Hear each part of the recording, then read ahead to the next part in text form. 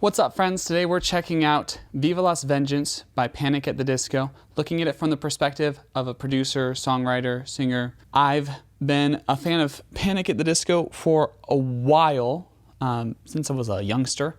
Really liked their album Pretty Odd, as well as Death of a Bachelor. Fellow Las Vegas native, Brendan Urie, is a great vocalist, and his mom is super nice. Viva Las Vengeance is the first song from the new album, Viva Las Vengeance.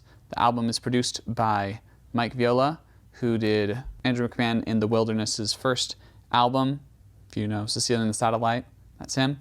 As well as Jake Sinclair, who did OK Human by Weezer, which is one of my favorite Weezer albums of all time. So I'm really excited to see what's going to come out of this album. So without further ado, let's check out the title track, Viva Las Vengeance.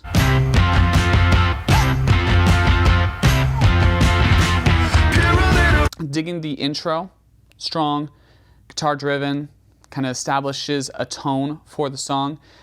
Also, I find it interesting just the overall sound quality going on here. It doesn't sound purely electronic. There's kind of an old feel to it. They could be using an analog filter on the overall track, or they could just be recording on tape. Yeah, and I like the harmonies starting out. It's an interesting way to kind of flesh things out.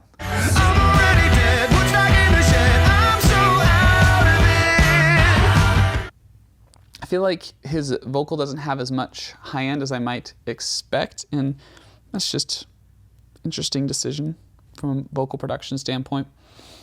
There's a lot going on in one section. You've got these harmonies, you've got these guitars, and they're kind of all taking up that same EQ range. Everything's sitting in that same frequency. You can still hear the vocals, so it's not too much of a problem. The lead vocal is still clear enough, so it's all good. Nice, simple rhythm kind of going throughout.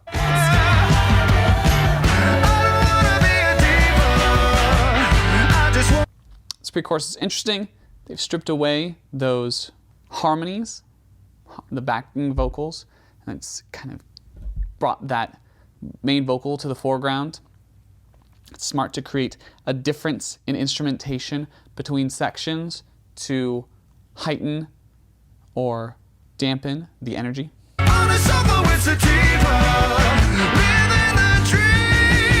Oh, that's nice. Really like that dream line where the harmonies kind of enter in and build out. I've been experimenting with harmonies on kind of individual words on a new album that I'm working on, so it's cool to see that here as well. By the way, if you haven't subscribed yet, please do. It really helps. Please.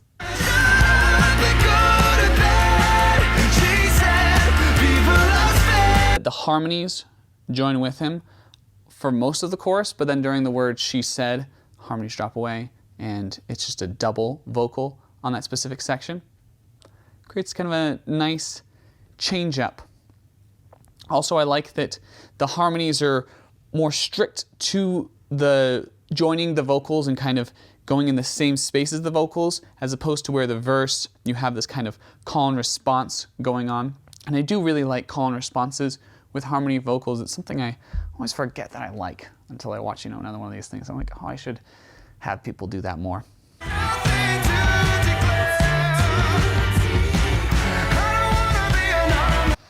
That second verse is a lot shorter than the first verse. Pretty common form technique in pop songs. Interesting to see them use it here. It's super surprising. I'm really curious to hear what mic they ended up using with Brendan Urie's vocal in the end. It doesn't sound like a standard, dynamic or condenser mic. Possibly a ribbon or just something a little more out of the ordinary. It's capturing a really interesting sound from his vocal, and those breaths are really clear. Would be interesting to figure out. Hopefully Mike or Jake do a video explaining their kind of production.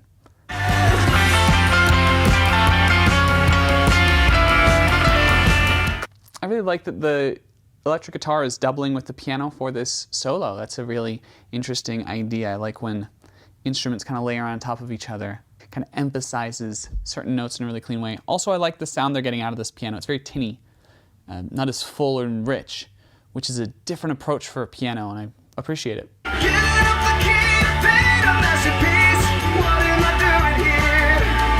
I really like that portion of the bridge, they literally have no harmonies coming in.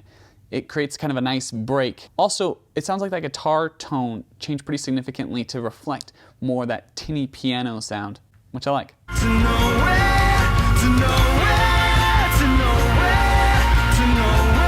That Vamp's fascinating to me. He doesn't change the melody at all. He just changes his tone. Each to nowhere creases in desperation, creases in intensity, and yet it's not necessarily getting louder, it's not changing melody, so it has a nice build. I'm suspecting right here they're gonna drop everything away again. Go to bed. Viva Las. Brilliant. Brilliant little portion right there. I really, really dig that. The strings and the bass taking up that main instrumental section for the chill down section. I also like that the strings are basically doing what the harmonies were doing for the remainder of the choruses. It's a nice little switch up. I don't hear too much like just strings and bass guitar as kind of what's left after a strip down for a chorus. And I think it sounds really nice. I want to do something like that.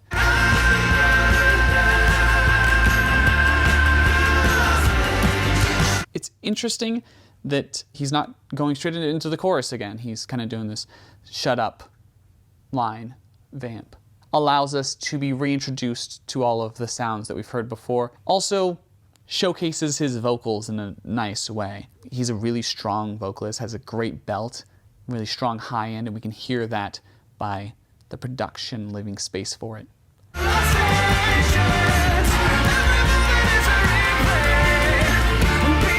Oh, those horns are nice.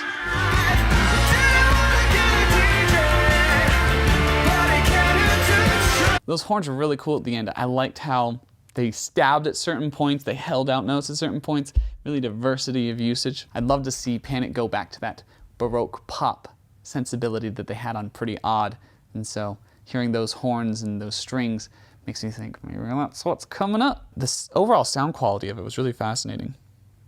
I feel like that callback to kind of an older era, to that 60s, 70s, 50s sound is really popular right now. And the aesthetic going to that direction is also really popular.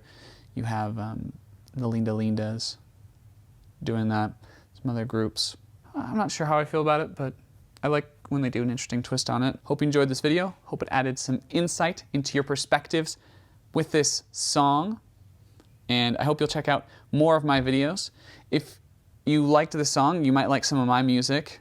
I have similar, like darker art pop sensibilities to Panic. You can hear them especially on my album Giovanni, which is above my finger. Check it out. Make sure to subscribe, like, comment, share, do all that stuff. Let me know if you have any specific songs you want me to check out. And that's it. Catch you on the flip. I will love you till I end your life, till I end.